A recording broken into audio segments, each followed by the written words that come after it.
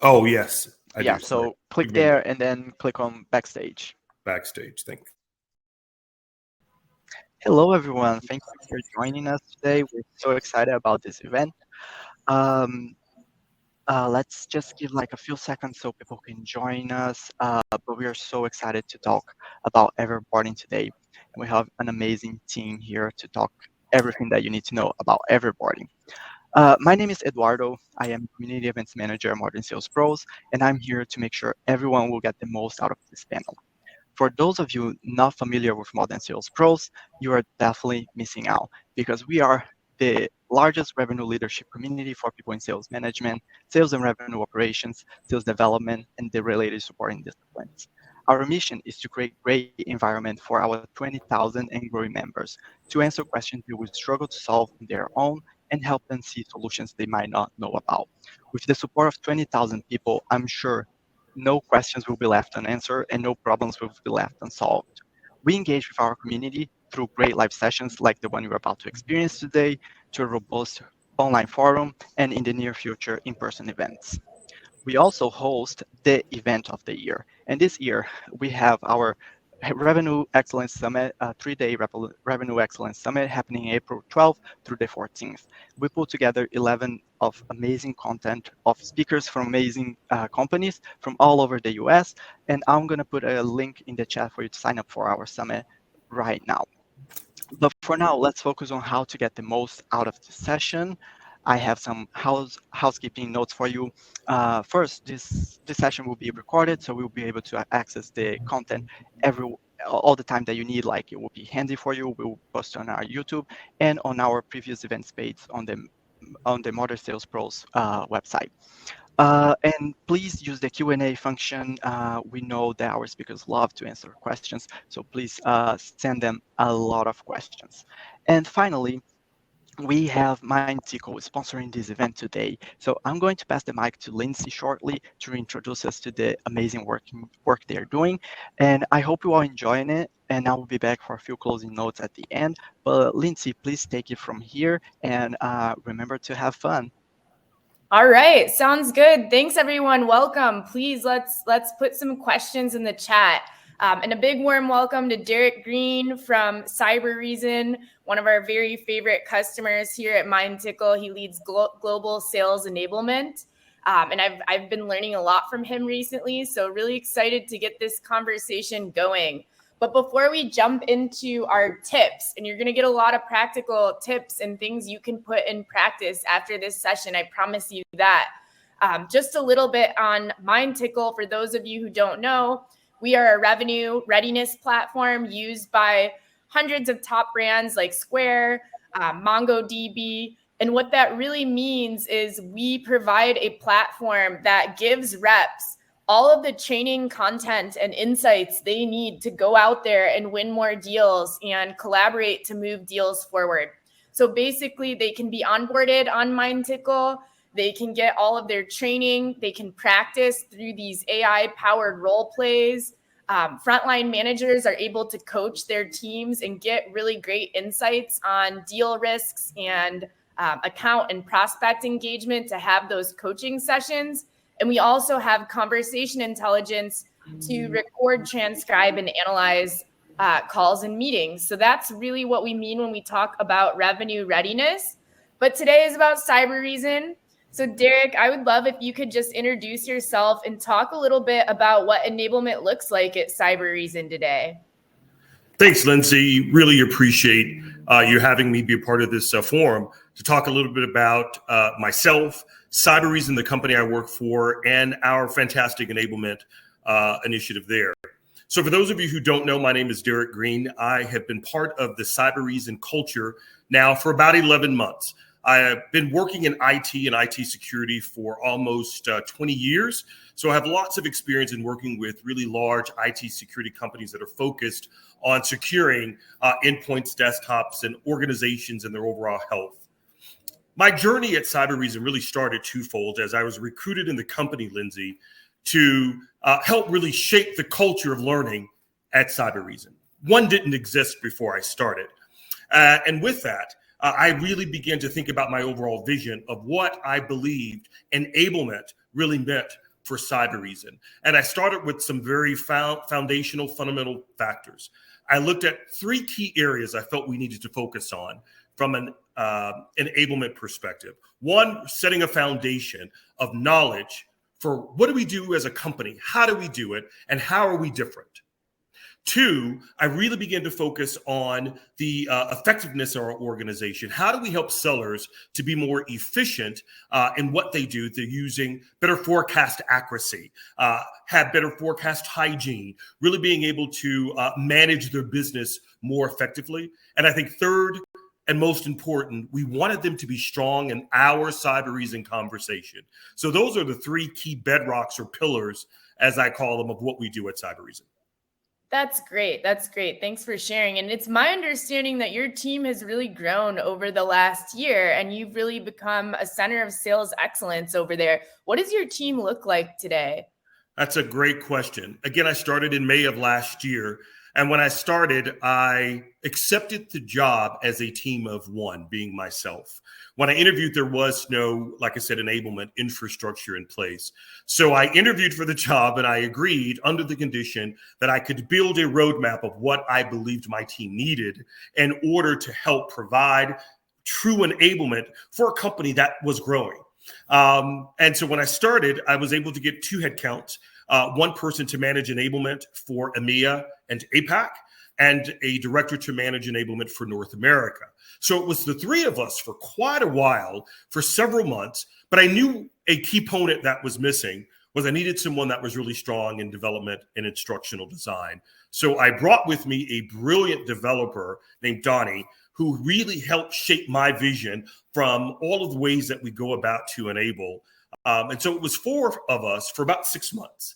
Well, now in 2022, we went from 4 to 14 in my organization. And that was primarily due to 2 things. 1, we were able to really build a foundation of enablement.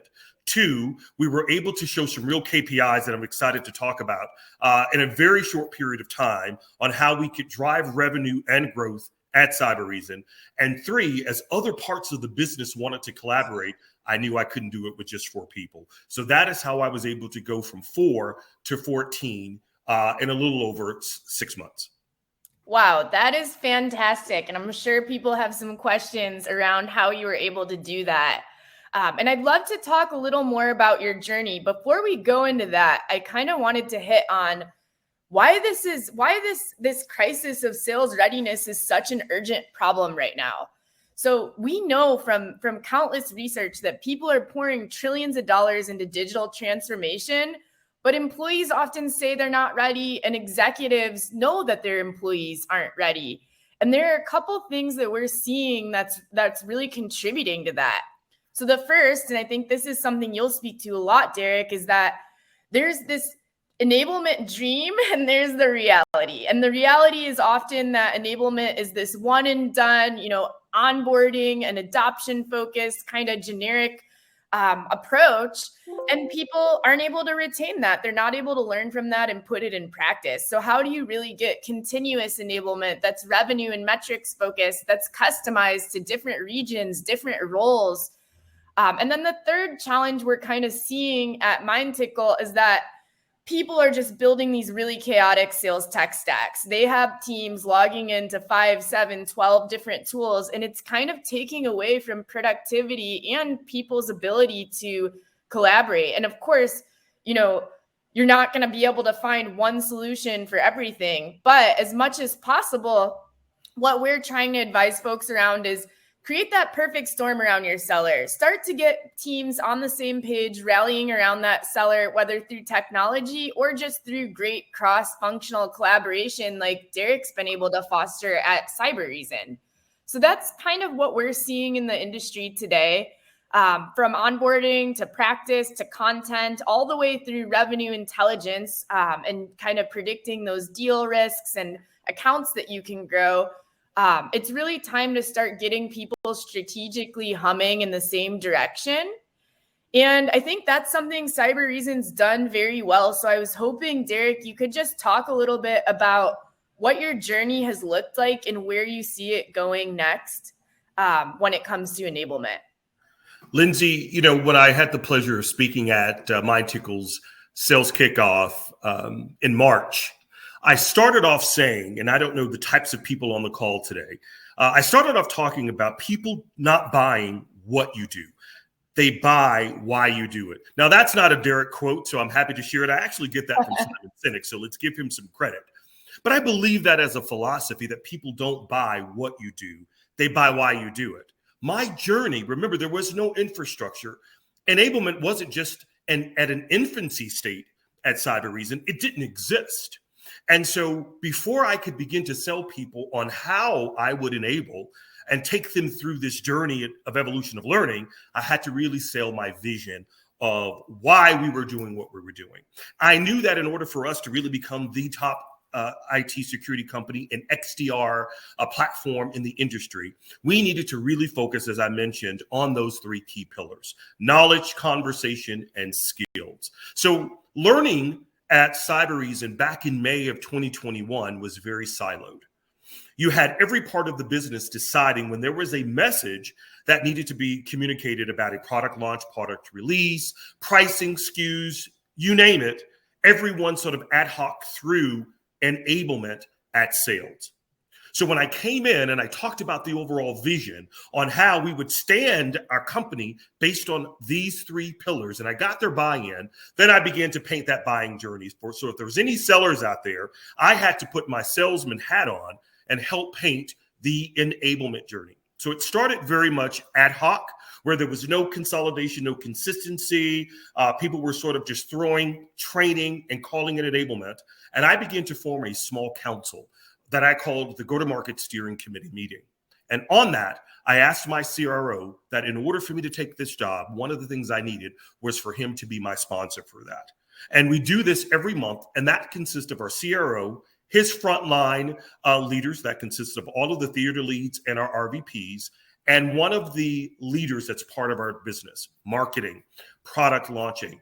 And we meet to plan and strategize cohesively around our sales plays and our sales motions. That drives then how I go about to enable to create that journey that's going to help elevate our sellers to be able to have knowledge on our products, effective in the conversation, and utilize the tools that help them through their sales cycle. That's great. And I love to see that cross-team collaboration. So before I moved into marketing, I actually used to lead sales teams. And I truly think the teams that win the most are the ones who are really working closely together on that GTM strategy. And I know we're going to get into some of the tips here. So I know one thing you're really passionate about, as a former teacher, by the way, fun fact, how important it is to really level up your content and make things engaging and make things real world for your reps. And we have seen through research, and we have a report on the state of sales readiness that you can get after the session. Only 37% of companies out there are really extending their onboarding. And a lot of folks are just doing the basics. They're not doing things like quizzes or contests. They're not doing assessments, but we see that adding those elements improves engagement by 2x or more. And so that's something Cyber Reason's done very well. Can you talk a little bit around how you leveled up your content, what's been working for you, what you've learned when it comes to just creating stuff that people will actually adopt and learn from? Lindsey, perfect segue. Let me be honest with you and with the audience. When I started, no one was taking learning. Interestingly enough, we have and had Mindtickle as our LMS and as our platform of learning. And the first thing I did was to dive into the content that was being delivered. And I saw that there was lots of content in Mindtickle that was readily available. But I also found that most of that content was about 2 years old. And that's what was passing for enablement. Secondly, I looked at some reports and I saw that we probably had about 300 overall users assigned at the time, licenses for Mindtickle, active users on the sales side, and probably 1% of those were actively taking, maybe 5% on any given learning. I needed to change that. So again, I talk about content, this is a great example of where content was not relevant and it wasn't enough to drive people. As I was thinking about, and you and I talked about this slide as we sort of prepped for this meeting, I saw a quote somewhere that talked about there's two ways that you can influence human behavior. I think you can manipulate it and you can throw things at people and hope that it sticks, or you can inspire. Lindsey, I wanted to inspire people. I wanted enablement not to be a catchphrase of just something people did to be compliant, to check the box that they did it. And so again, as part of my strategy and my vision that I created before I built a single bit of content, I understood the problem that we were facing as a company. And then I went to talk about ways that we could enable. And what you've shown here are just some of the things that starting in May of last year, we rolled out, starting to the far left with microlearning. I believe one of the best ways, especially for salespeople that are on the go, is I need to provide content in real time. So let's call it just-in-time training. I wanted them to be able to access short, bite-sized chunks of information in real time that was relevant to where they were based on the opportunity and based on where they were in that opportunity in the stealth stage. So very short to help with that conversation. We also knew we needed sellers to have an opportunity to speak more intimately, more honestly to our product experts and marketing team about some of the challenges of why we aren't penetrating the marketplace. So we created an Ask the Expert. This is not a throw up and show up of slides. Talent ain't training, and we know that, right, Lindsey? So we wanted our sellers to simply be able to have a platform where they could come with questions about opportunities and for us to help them dissect that deal at a very granular level to see where they may be struggling with some of the key stakeholder buy-in and support. And then, as you can see, we built other things through OWL Academy, through sales accreditation to help assess their knowledge, to be Audible ready, and to have that conversation. And that has singularly elevated because I provide different modalities of learning and I prescribe it to sellers in real time based on where they are at a particular opportunity at a particular stage of the sales cycle. It's been very impactful. That's awesome. In fact, I actually just copied some of this for my own upcoming enablement. We're launching revenue intelligence. And so we have to use our own product to enable our own team, right? And I'm copying some of your programming, like Ask the Expert, Dissect the Deal. And before we jump to our next tip, I just want to refresh people because a lot of folks ask, well, how is Mindtickle different from traditional LMSs? And the reality is it really is, because there's so many elements around role playing, recording, transcribing, and listening to conversations. There are coaching sessions and things that we have built into the platform that are there to make it fun and sticky. But at the end of the day, I think the main thing we should take away from Derek is that the content is the content. If it's stuff that people do not want to listen to, that they don't want to do, they're not going to, especially sales reps, right? So looking at the content first is a really great place to start. So then our second tip, which is something I think you've also done very well over the last 11 months, is start to get into certifications and reinforcement, things like practice and assessments. And I think people often neglect this. They think, oh, this sounds like it's too much work. But frankly, I've had to listen to 14 of my new reps pitch practice before. And I spent a lot more time doing that than using AI role plays and in some of the technology that exists today. So I really encourage people to think more strategically about practice. And Derek, can you kind of talk about how you all do practice and assessments at Cybereason? Yeah, listen, not easy. I got to tell you, I'm not going to sit here and pretend like getting buy-in from sellers to change the culture of how they want to learn and enable is an easy journey. At least it wasn't for me, but it was one that I took up. I knew that going into this, Lindsey, that in order for me to be part of the solution that my organization was facing with sellers not being Audible ready to have the why Cybereason story, I needed to help engage the problem. And in my experience, one of the ways that I have done as tried and proven is through practice and assessing and frontline leader coaching, changing the behavior on how we inspect our sellers' ability to have that frontline conversation. So we implemented a pitch perfect contest. It's just that. We wanted to ensure that our sellers were Audible ready on having that Cybereason conversation. And we leveraged this platform, not just as an LMS to house content, Lindsey, but we're using it as a coaching tool, if you can believe it. Because through that, We're providing them with scoring. We're providing them with that example of how to have that conversation, which was done by one of our VPs of marketing.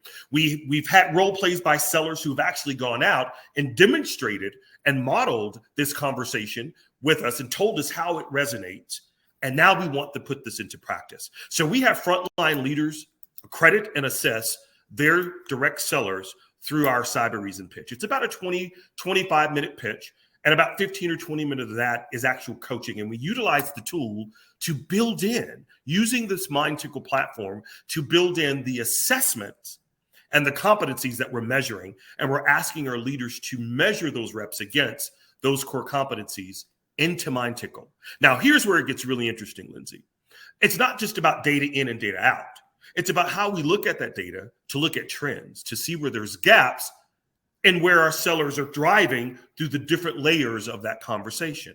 What does that allow me to do? That allows me to see that if a rep is struggling to talk about how our mail op helps to provide that overall coverage for a customer, I then have to pivot and I can build a micro boost to reinforce that particular message that sellers are struggling. And get this, I can pull a report through Mindtickle on those targeted sellers. So I don't have to send it to 400 people. I could send it to the very targeted people that scored below our particular threshold and target them with information that's in real time to help elevate. And then we go back and then we reassess. So it's been a powerful opportunity to leverage this platform to assess and to give them that practice. But more importantly, what's not on this slide, it's the coaching that you can use through this platform. Well, nice segue, because I want to talk a lot about coaching and data-driven coaching and some of the ways that you can really do adaptive learning and coaching, which I think you just hit on. One thing that's really great about Mindtickle, and I feel it in my own usage, is that you can very much personalize it to the role, to the competencies that people are in need of. You know, not everyone needs everything, right? So if I fail an assessment or for customers that use call AI, conversation intelligence, if we can see that on certain calls, I have lower scores in certain areas like discovery or soft skills, I can be given relevant training and suggested content that helps me do my job better and be more successful.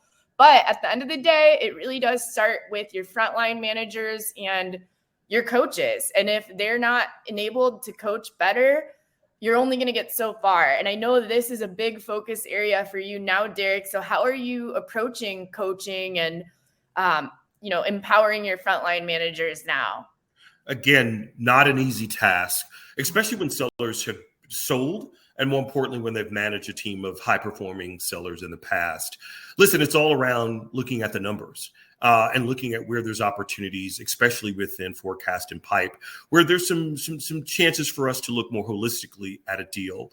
And so one of the things that we have started implementing, it actually started last year in APAC and EMEA. They wanted to take this on, is doing what we call deal reviews. And it's all based on the foundation of our command of the message through force management. And we use the MEDPIC. If some of you are familiar with MEDPIC, it's really kind of the process of how you go through to qualify a deal. And what we're trying to use is that opportunity with the frontline leaders on giving them the capacity and the tools to coach their sellers. But we're doing deal reviews. We don't call them deal inspections because at the end of the day, it's not about inspecting. It's really around how that leader coaches through the different layers of that deal to qualify of whether or not that deal really needs to be forecast as part of their pipe in a particular quarter, or if we need to pull that back and reevaluate where we are in the sales cycle and go update that in Salesforce. That changes how we really build our pipe and what if our sellers are focused on the right deal. So the deal reviews is one of the most powerful ways that we've begun to utilize as a coaching tool for that leader through their frontline teams to drive deal inspection and to help forecasted deals, deal slippage, and ultimately help us close those deals in a given quarter. That's great. And I want to piggyback on that by adding some kind of additional tips around how you turn managers into mentors, people into coaches. I prefer saying that really. It's all about setting those clear goals, right? And not just focusing only on deals. Deals are critical, but also the skills that it takes to be successful in the role, objection handling, competitor takedowns. And I really do think it starts with empowering people to go and learn on their own and to learn from one another. So I know Cybereason doesn't yet use conversation intelligence, but for some companies, creating those playlists of best-in-class calls, best-in-class moments, and sourcing them from top reps is one really easy way smaller companies can kind of get enablement going.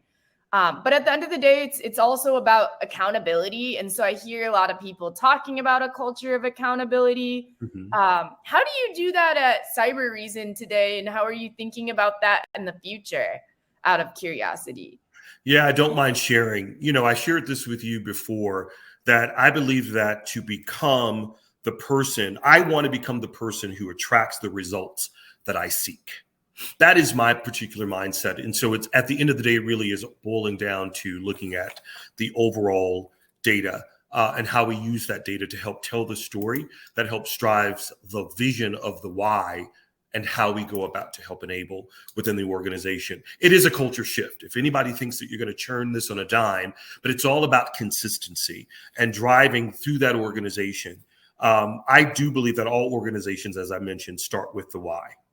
I think they do, but only great organizations keep that why very clear year after year, quarter after quarter, day after day. So Lindsey, my tip for anybody that's out there is to be very clear on that why and really be able to help guide through some of the best practices that are going to get us or get your organization more effective at whatever their goal is, and to be that consistent every single day. It's really about changing the culture, changing the mindset.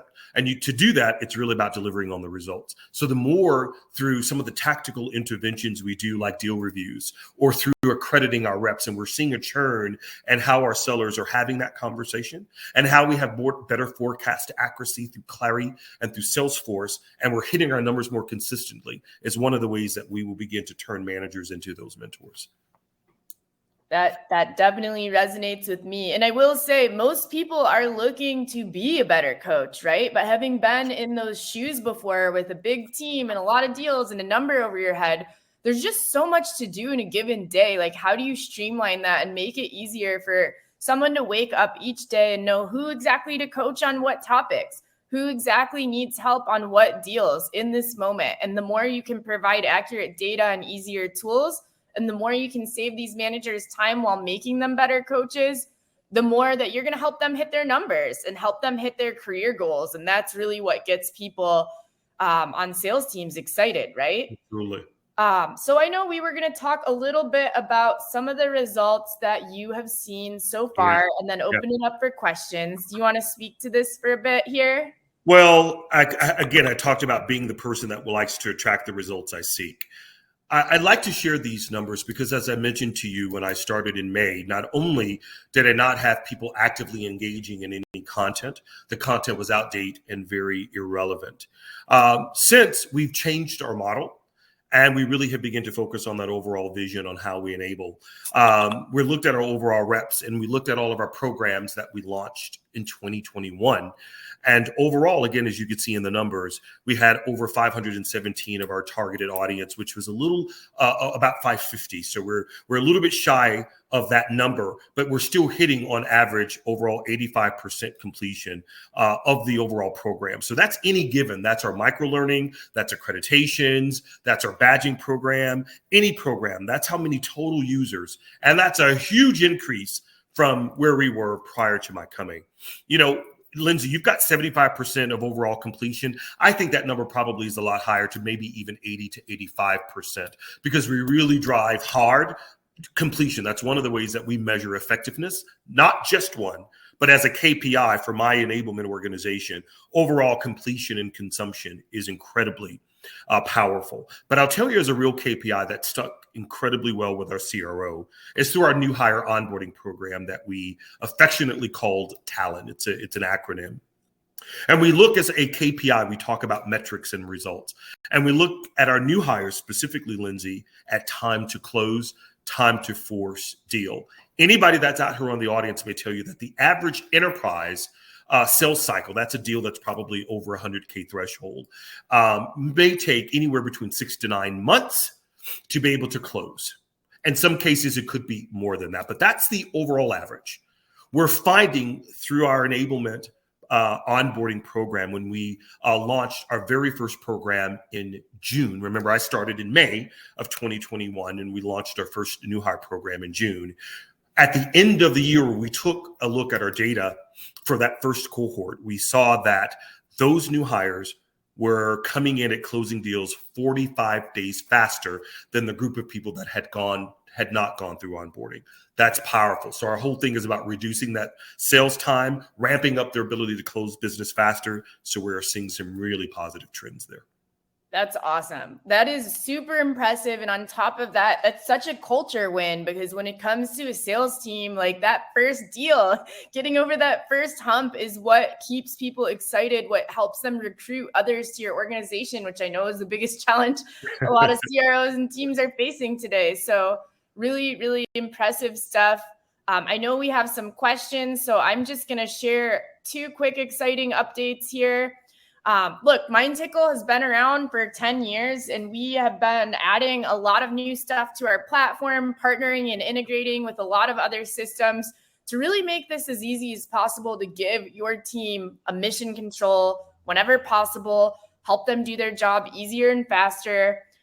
Just some of the stuff we didn't talk about as much today that we recently launched. You can now manage your sales content in Mindtickle. You can see what is the most popular asset, suggest assets to reps based on what's happening in conversations. We do also do conversation intelligence. We've been doing it for 1.5 years. I've worked in conversation intelligence for 7 years, and I love our Call AI product. It's really in a great place right now, and we have dozens of brands using it for call recording, transcription, sharing meetings, and notes, automatically updating the CRM. And then most excitingly, recently, we just integrated revenue intelligence into Mindtickle through a company called BoostUp. If you're familiar with them, they really look at deal risks, accounts that should be growing. They help you improve your pipeline accuracy and also give reps buyer insights so they know who to follow up with. And so that's now a part of Mindtickle, which we'll be talking a lot about over the next few months. But more importantly, would love for you to check out and give us some feedback on our State of Sales Readiness report. We interviewed 350 companies. We looked at their data, and we put together some benchmarks and best practices. So you can get that from the Resource Center, as Eduardo said, and also from our website. So now I think we've got some questions in here. So I'll throw these over to you, Derek. So the first is, how would you measure objectively a successful onboarding? What are some of the factors that you look at? Great question. As I mentioned a moment ago, and again, the KPIs and the measurements we worked on with our CRO and our sales leaders. I really, when I built the foundation of the program, wanted to find out what was important to them. And I think some really key factors that played into our onboarding in terms of true measurement of success was time to first deal. As I mentioned, average 9 months for an enterprise seller to hit their time to that first deal. We wanted to be able to reduce that. So time to first deal. Obviously, we wanted to be able to create increased forecast and greater pipeline against our XDR platform, MDR platform, and some of our overall security readiness programs that we have. So really key was fundamentally is time to first deal, increased forecast accuracy, increased overall pipeline, and really looking to see how much of the overall revenue that was generated from those new hires bubbled up against those that didn't. So that's our baseline, that as a measurement of success, if we could shorten that overall sales cycle and get them on the phone, get them audible ready, and closing business, as we've seen through data, 45 days faster to time to close is a really big metric for our organization. Yeah, definitely. That is a big metric. And it's good that you are already kind of adopting revenue intelligence, because I know a lot of people are new to that concept, but it really is powerful stuff to be able to see what is the reality of the pipeline, right? And we know Salesforce often, unfortunately, isn't based on some of our habits, myself included. So the next question was around the kind of gamification we use. So this is something that, so being in the industry for a long time, when I heard gamification, I would say, yeah, gamification. We talked about it for a long time.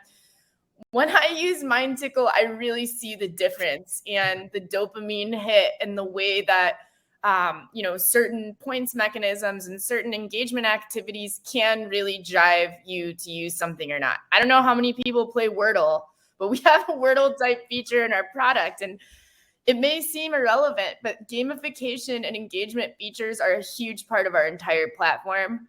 And Derek, I would just be curious to get your thoughts on gamification and stickiness and anything you have to add on that topic.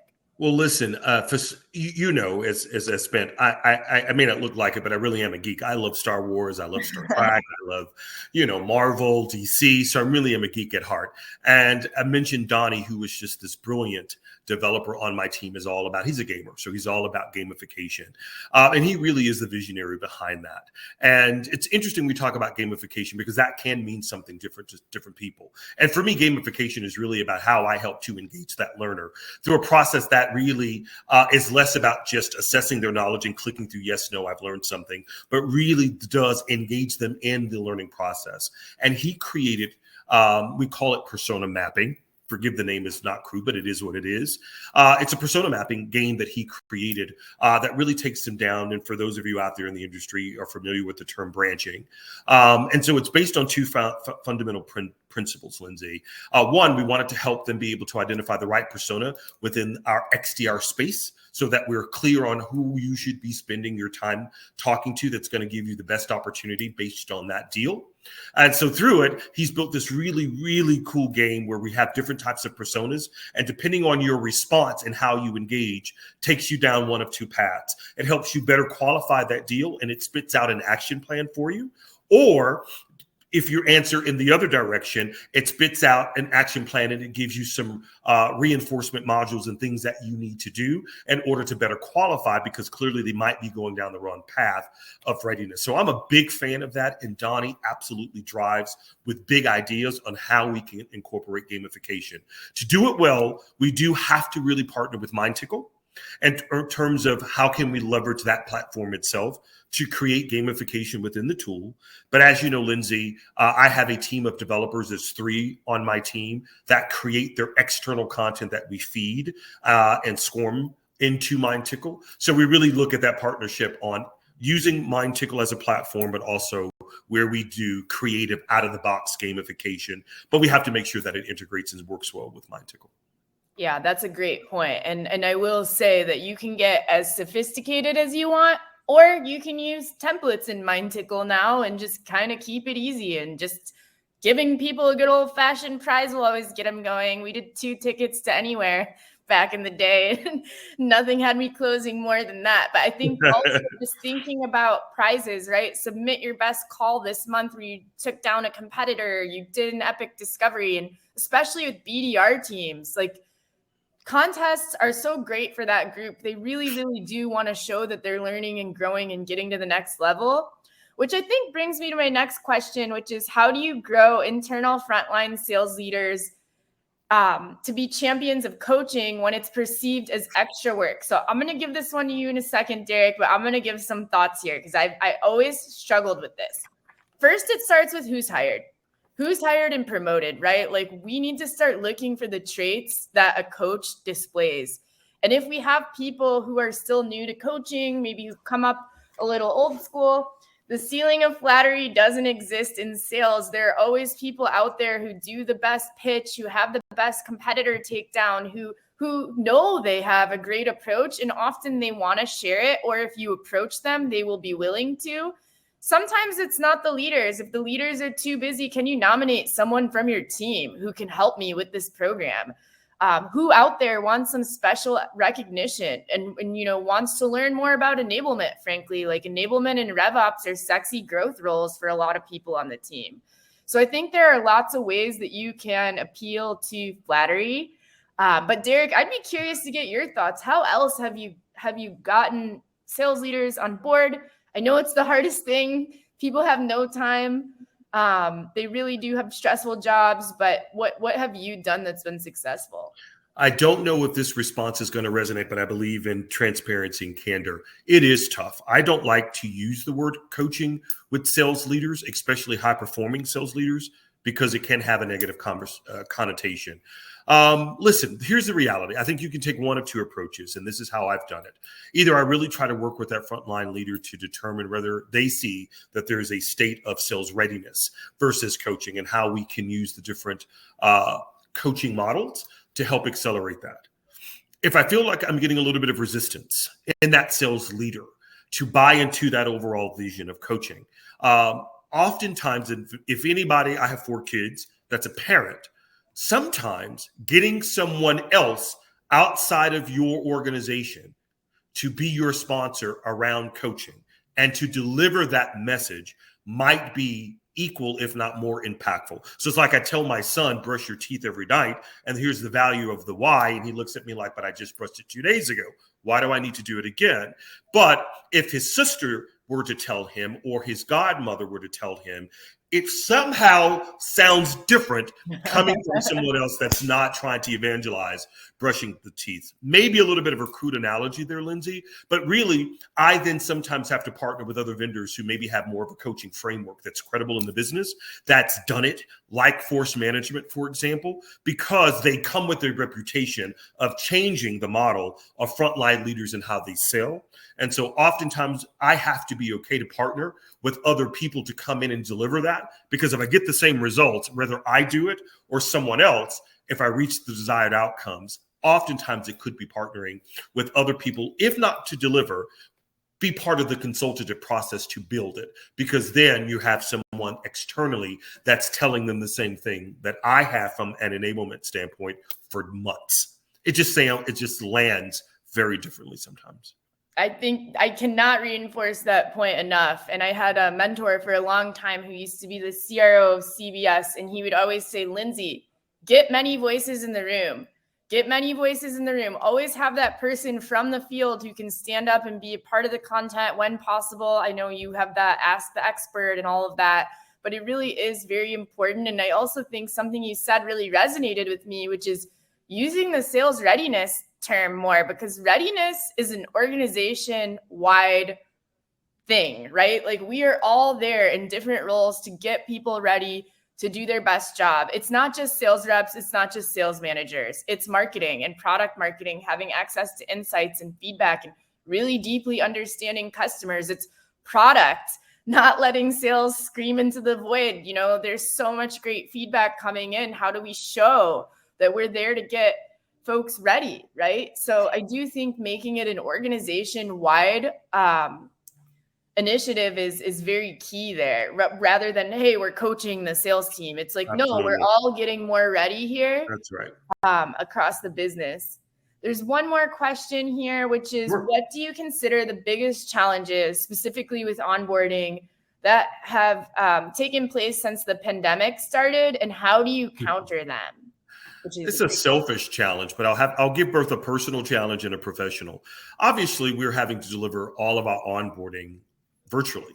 So it does create a little bit of challenge because I lose the connectiveness of being live in a room. So take, for example, our last onboarding class that we ran last week had 50 new hires in that class. 50 in that class. Now that's large, whether it's in person or virtual, but you lose the connectiveness because you have much larger breakout rooms when we try to do that virtually. So you lose the connectiveness of being live and building those relationships in person, right? I mean, anybody that's in this business knows that what we do is all about relationship building.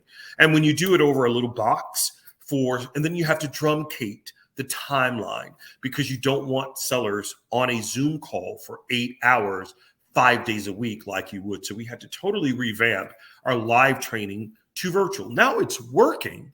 It's working. And people are getting the best because that's become the norm. But culturally, I would say personally, I think we missed the opportunity to meet live with our stakeholders and be able to really help influence and build those relationships and that trust that we can't get through Zoom. And I would say just from an overall challenge as a program itself, again, we have to look at how we deliver it in a truncated timeline, how we have to shorten it. Do we spread it out over 5 days, over 2 weeks? What does that look like for us in order to get that optimal sales buy-in to really stay on that call with us? So that's been our biggest challenge, providing that overall value through a Zoom medium and to keep that overall engagement. It's been very, very tough, but we throw everything at it. We build multiple breakout sessions. Our onboarding is less show up and we got to talk at you. We laid the foundation for them through their pre-work. So they've got the fundamentals and we track that very closely. So when they come to class, it's a lot more application, assessing, and sales readiness and coaching. So we found some ways around it. Not perfect, but I think it's pretty damn good. Yeah, I mean, that's a great point. And to hit on something you said there that I personally used to forget about is pre-work can be really key, especially when we're trying to streamline all of the information that people get. So instead of just doing a new product launch training for our upcoming revenue intelligence launch, I'm trying something different this time. I'm having people do some basic pre-work where they learn about the new persona, they learn about the new offering. They do a 2-minute pitch, right? But then they get to answer some questions around what do they still need to know and what do they need to be successful? And then when we do the live, it's going to be all conversation. Let's go through specific deals. Let's address the resources that you said you needed. Hey, here's 1 or 2 of them, right? So I'm always trying to, when we're on those live sessions, like reflect that we heard the feedback you have and we're giving you what you need as best and as fast as we can. But I do see that in the remote world, people are more willing maybe to share feedback, complete polls and stuff. Maybe they used to not be, but now I tell them, hey guys, if you need more help, this is how I'm knowing what you need, right? Like I'm paying close attention. And I think if you show that you acted on that, you built something, you did something, you made something happen, people start participating even more in that feedback loop. So relevancy, I find, is just so important. And, you know, we have a lot of stuff people are trying to learn. It's a lot. It's a lot to take in. So I'm trying hard to do that. But, you know, always got to keep improving. So I think we answered all the questions. Anything else you want to add, Derek? It's been such a pleasure. Always learn a lot from you. Lindsey, you're a great partner. All I will say, first of all, thank you for the opportunity. Anytime I get to talk about what I do and the passion behind why I do it, I'll always do so. I'll leave the audience with this because I think it's really important. When you're in the role of sales readiness and enablement, it really is about how we get to impact and shift and touch the lives of the people that are our key stakeholders, in my case, sellers. I strongly believe that you can never leave footprints. And I said this, Lindsey, if you recall at your sales kickoff, and I ended with, you can never leave footprints in the sand that are lasting if you're always walking on your tippy toes. The state of sales readiness is important, and it is fundamentally, if it aligns with the business, one of the key aspects that drives effectiveness within a sales organization. So I encourage any of you that are out there to dream big. A dream as simply take a goal, and it's a dream with a deadline. So dream big, really leave those lasting, bolding footprints. Dare to think differently on how you approach enablement and how you approach sales readiness within your organization, and really help keep that vision consistent day after day, quarter after quarter, year after year. So with that, Lindsey, it's been my pleasure. I really appreciate you having me on today. That's great. I love that saying, and definitely get fired up hearing you talk about this stuff. Eduardo, did you have a few things you wanted to add? Yes, thank you very much. This was an amazing conference. I seen the audience giving us some love in here in the chat. It was really amazing having you, Lindsey and Derek, here. Thank you for sharing all your knowledge with us, and thank you, Mindtickle, for sponsoring this event. While the panelists and I hang out backstage, the MSP team will make sure that the recording of this amazing conversation is our website very soon for you to go get all the information that you need. And while you're there to check the recording, please make sure you check our future events. We have tons of content coming on your way. So thank you everyone very much for attending today. We had a blast. I learned a lot, and Lindsey, Derek, you guys are amazing. So let's hang out backstage and see how it went. Thank you guys, everyone. I'll see you in Thank the you next all. one. Thank you. Everyone. Thanks. Bye-bye.